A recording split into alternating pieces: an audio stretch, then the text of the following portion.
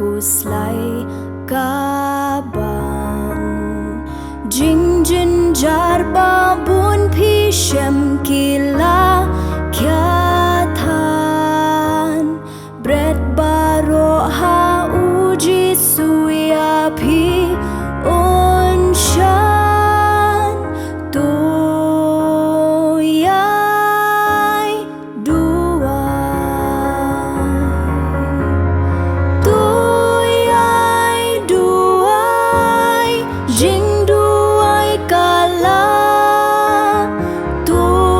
yai duai utrai ino to yai duai bat kular utrai to yai duai unju bapya phi lo bar ben ken ka ya phi wachu khao ha jing ya jong phi u don ha jan tu nge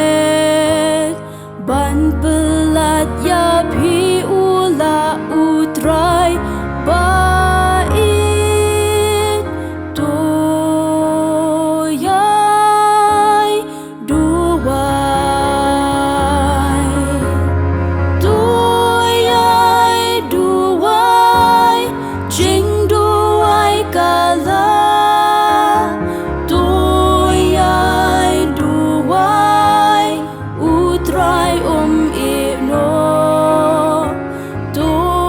yai duai bat kular utrai to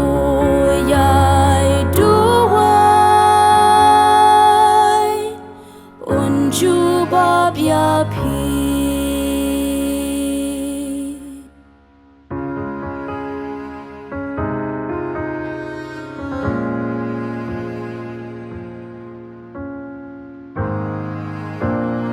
to ai ngo yu trai ki jinker khu bu the shanya bedha u lok u ba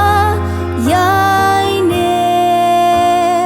kat ka ba pin pan u te pan ai kam to yai duai to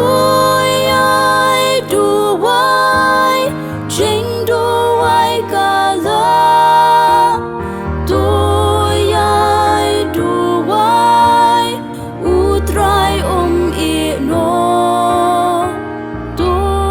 yai duai bat kular utrai to yai duai unju bapya phi